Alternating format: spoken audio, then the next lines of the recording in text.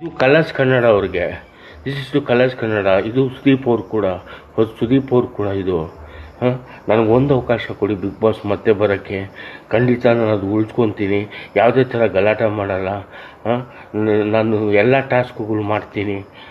ನನಗೊಂದು ಅವಕಾಶ ಕೊಡಿ ಬಿಗ್ ಬಾಸ್ ಬರೋಕ್ಕೆ. ಒಂದು ದಿನಕ್ಕೆ ಕರೆದು ನಾನು ಬರ್ತೀನಿ, ಒಂದು ವಾರ ಕರೆದು ಬರ್ತೀನಿ, ಅಥವಾ ಫುಲ್ ಇರೋದಕ್ಕೆ ಕರೆದು ನಾನು ಬರ್ತೀನಿ, ಅಥವಾ ನೀವು ಫಿನಾಲೆ ಕರೆದು ನಾನು ಬರ್ತೀನಿ. ಒಟ್ಟಾಗಿ ನಾನು ಕರೀರಿ.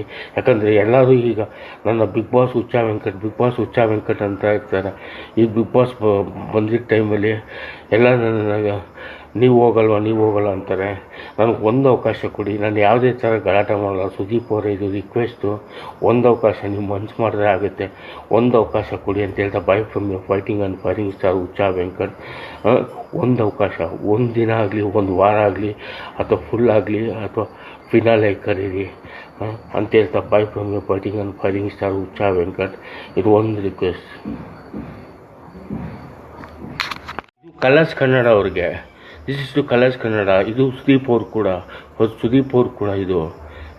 ನನಗೊಂದು ಅವಕಾಶ ಕೊಡಿ ಬಿಗ್ ಬಾಸ್ ಮತ್ತೆ ಬರೋಕ್ಕೆ. ಖಂಡಿತ ನಾನು ಅದು ಉಳಿಸ್ಕೊತೀನಿ. ಯಾವುದೇ ಥರ ಗಲಾಟೆ ಮಾಡಲ್ಲ. ನಾನು ಎಲ್ಲ ಟಾಸ್ಕ್ಗಳು ಮಾಡ್ತೀನಿ. ನನಗೊಂದು ಅವಕಾಶ ಕೊಡಿ ಬಿಗ್ ಬಾಸ್ ಬರೋಕ್ಕೆ. ಒಂದು ದಿನಕ್ಕೆ ಕರೆದು ನಾನು ಬರ್ತೀನಿ, ಒಂದು ವಾರ ಕರೆದು ಬರ್ತೀನಿ, ಅಥವಾ ಫುಲ್ ಇರೋದಕ್ಕೆ ಕರೆದು ನಾನು ಬರ್ತೀನಿ, ಅಥವಾ ನೀವು ಫಿನಾಲೆ ಕರೆದು ನಾನು ಬರ್ತೀನಿ. ಒಟ್ಟಾಗಿ ನಾನು ಕರೀರಿ.